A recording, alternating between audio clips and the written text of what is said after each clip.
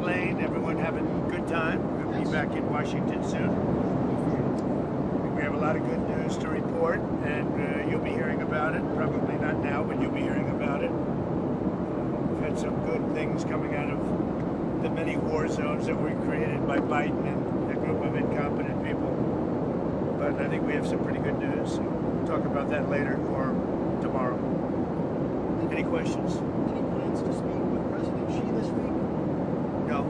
No plans to speak to him, but China and our people are talking about different things. Yeah. Why did you decide to vault out of the position as national security advisor? I actually think it's a higher position. I want to know the truth. I think it's an upgrade. I think moving up there is an upgrade. Mr. President, during the News Nation's town hall, you said that you didn't make any mistakes in your personal undertakings. Was appointing Mike Waltz as your national security advisor?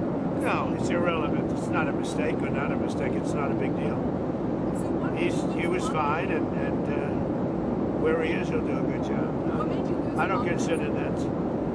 I didn't lose confidence in him. Why did I lose confidence? He's going to the United Nations. To me, I think it's personally, if I had a choice for myself of doing it, I'd rather have that job than the other. Did he resign on his own, or did you? He didn't resign.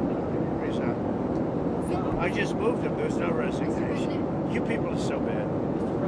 You're trying to make a big deal out of something that's not. You are so bad. What's your time? That's why nobody watches you anymore. Who are you with? Mr. President. Who are you with? First. You with who? First. Hearst. I didn't know there was such a thing. Mr. President, Mr. President. any trade deals coming this week? It could very well be. Can you tell us more about them? Nobody understands. We're negotiating with many countries.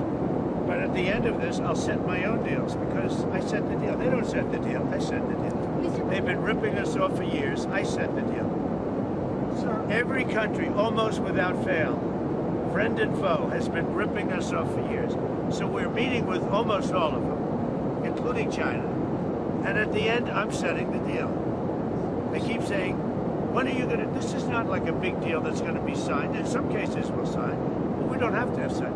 I'm going to be setting the deal. I'll be setting a tariff. You keep asking the same question. When will you agree? It's up to me. It's not up to them. It's up to me. Now, they don't have to deal with us, which is okay, because we lost... Under Biden, we were losing $5 billion a day. Think of it. $5 billion a day. Now we're not dealing with China at all because the tariff's so high that they basically can't deal.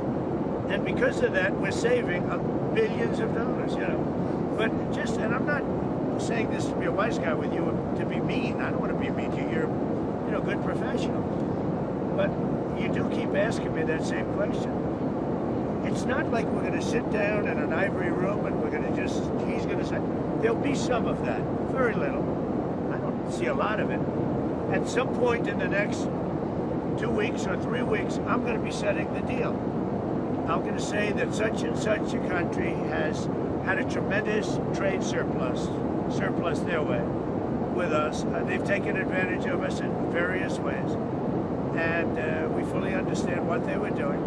We were being led by people that were not very smart. They were able to be taken advantage of. But I can't be taken advantage of. So at a certain point, I'll be just setting a certain tariff number. President Trump, what's your on PEPFAR, sir? Say it? On PEPFAR, AIDS treatment in Africa, there's a waiver in place, but people are saying to my colleagues that they're still not getting medicines, and UNAIDS... Well, that shouldn't be happening. But the other thing, other countries should be helping us with that. And I'm a big fan of getting that solved. But, you know, we're the only country. Where is France? Where is Germany? Where are these other countries? Nobody does anything but the United States. And we spend, you know, billions and billions of dollars. So they should be helping also. But as you know, we did a waiver. You know that, right? Right. But there's still... Well, I can't help that because if we did a waiver, then you have to get your people to act properly on the waiver. But I do ask, why are we the only country doing it? Mr. President, what's your timeline on the rest of your judicial nominations, and what's your criteria when you're picking judges? Which nominations? The future judicial nominations for the federal judge positions. Well, we're putting them in rapidly. We're trying to get very good ones. I mean, we need judges that are not going to be demanding trials for every single illegal immigrant. We have millions of people that have come come in here illegally, and we can't have a trial for every single person. That would be millions of trials. The people elected me in a landslide with every single, we won every swing state, we won everything there is to win by big numbers. Not only swing state, we won the popular vote by millions of votes. They elected me, this was the #1 issue, and now we have judges radicalized, and they're crazy. Because they want us to have, if you believe this, they want us to have a trial for every person that came in illegally into our country. So they come into our country illegally, and then we're supposed to take weeks, I guess, and months to have a trial on every criminal, and we have murderers all over the country.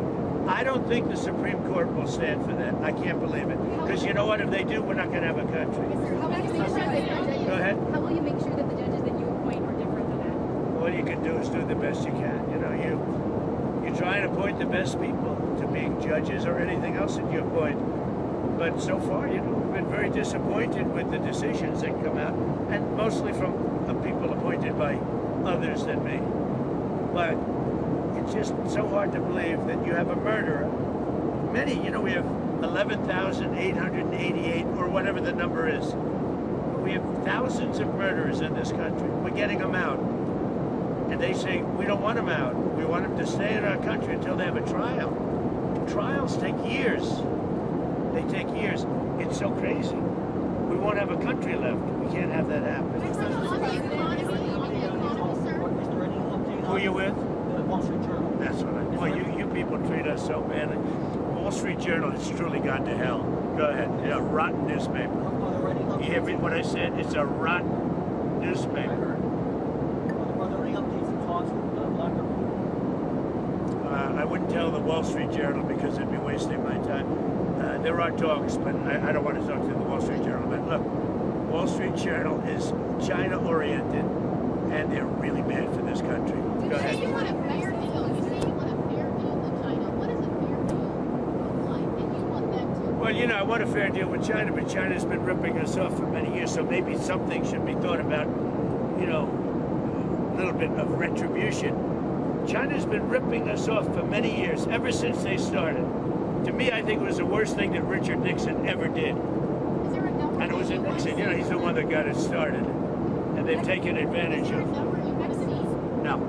Mexico's president is claiming that he will send U.S. troops into Mexico, and she said that she didn't want them in Mexico. Is that true? Can you tell us about those conversations? So Mexico is saying that I offered to send U.S. troops into Mexico to take care of the cartel. She wants to know, is that true?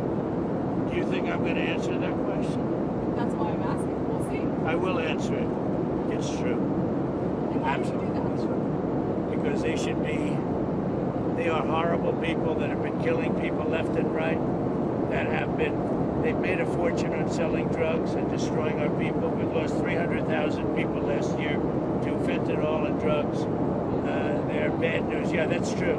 If Mexico wanted help with the cartels, we would be honored to go in and do it. I told her that. I would be honored to go in and do it. The cartels are trying to destroy our country. They're evil. And, you know, we had 300,000 people die last year from fentanyl and all of that. We had millions of people brought into this country that shouldn't be here. The cartels brought them in. So if she said that I offered to do that, she's 100% And are you right. disappointed that she denied that request, that she doesn't want... Well, she's so afraid of the cartel she can't walk, so, you know, that's the reason. And I think she's a lovely woman. But the president of Mexico is a lovely woman.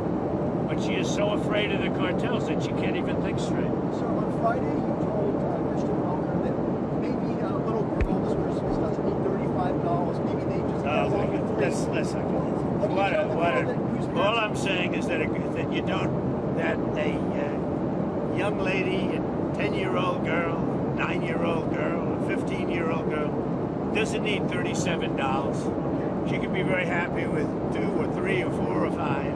Right. I would. Let's not waste a lot of time on a stupid question. What else? Parents can't afford any.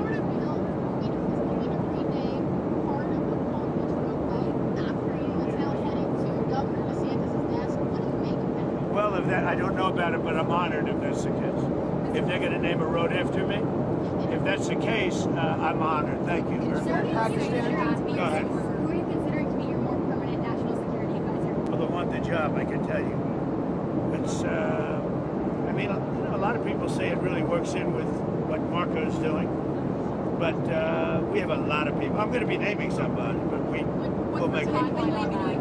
I would say within 6 months. I feel like He would do the job permanently, but I don't. I think it's, you know, it's an appropriate Are job. you considering India and Stephen Miller? Pakistan. Are you considering Stephen Miller for that position? Stephen Miller's at the top of the totem pole. I mean, I think he sort of indirectly already has that job. You understand? Because he has a lot to say about a lot of things. India and Pakistan. He's a very valued person in the administration, Stephen Miller. as we've reached 100 days, what do you see as your main agenda items for the next 100 days? I think we had the greatest 100 days in the history of our country for an administration. I think we've done more. We've gotten rid of woke. We're strengthening up our military. Think of it. 6 months ago, we had the worst numbers in the history of our military for joining our military and police. Now we have the best numbers we've ever had. Just think of that. It's not even possible. Inflation's down. All costs are down. Everything is down, other than, as Tristan said, the thing that you carry the babies around in, but that's up 3%. Energy's down, gasoline's down. Nobody's ever seen anything, far ahead of schedule. So people that were paying a lot for groceries, they're paying a lot less. And interest rates are even down. You know, we have a very stubborn Fed, but I mean, the Fed should lower them, but that's okay. But interest rates are down, mortgage rates are down, and pretty amazing. So we've done, I don't think there's ever been a better opening 100 days. We have a lot of fake polls where they interview Democrats, not Republicans, but meaning more Democrats. I had a pollster that said to me, a legitimate pollster, John McLaughlin, top person. He said he's never seen polls that were so fake before, where they overweight the Democrats. And I only bring that up because I think it's something that should be said. It's a shame how dishonest the media is. The media is corrupt and they're dishonest, and they're so bad for our country. Thank you very much, everybody. India and Pakistan concerns.